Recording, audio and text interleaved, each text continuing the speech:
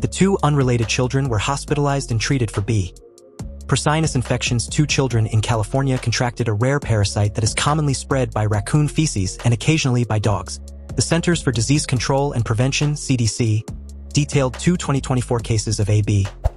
procyonis infection found in 2 unrelated children, a 14-year-old boy and a 15-month-old boy, in its latest Morbidity and Mortality weekly report, published on Thursday, July 31st. The infection, commonly referred to as raccoon roundworm infection, is caused by the Baylisascaris procyonis roundworm, which is often spread by exposure to raccoon feces and can also be transmitted to dogs in rare cases.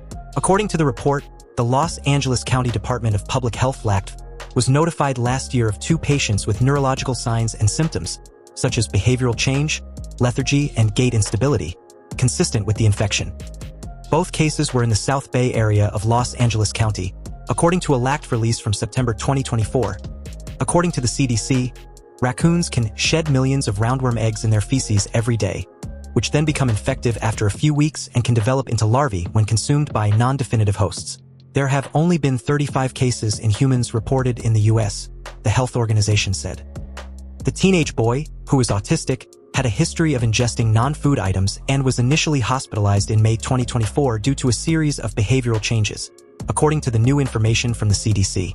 After enhancing lesions were detected in the boy's brain, doctors discovered and treated what the CDC called a live parasitic nematode in his eye.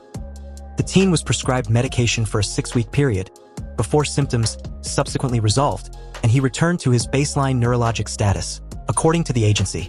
The second patient, a toddler, was also hospitalized that June, before a brain MRI found diffuse white matter abnormalities. Months later, doctors eventually discovered a live parasitic nematode in his eye, which, like the older boy, was treated with a laser. Both boys were also treated with a drug for parametic worms, albendazole, and the anti-inflammatory corticosteroids.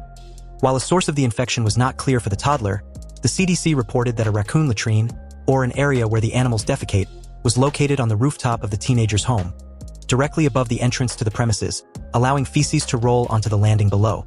The child was suspected to have consumed the feces or feces-contaminated soil.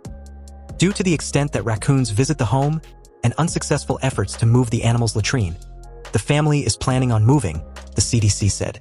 Given the severity of disease in humans, the high prevalence of B. procyonis infection in raccoons, and the proximity of raccoons to humans and pets, B.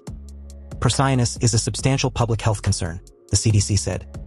To prevent infection, the public should avoid contact with raccoons and their feces, not keep raccoons as pets, ensure that children or persons with developmental disabilities do not place contaminated objects or fingers into their mouths, practice good hand hygiene after outdoor activities, and safely remove raccoon latrines on properties, paying special attention to flat surfaces such as rooftops, decks, tree stumps, or unsealed attics and other areas where raccoons prefer to defecate. They continued. Since dogs can also be infected, the CDC encourages dog owners to prevent their pets from eating raccoon feces, and said pets should be treated with a year-round parasite prevention product.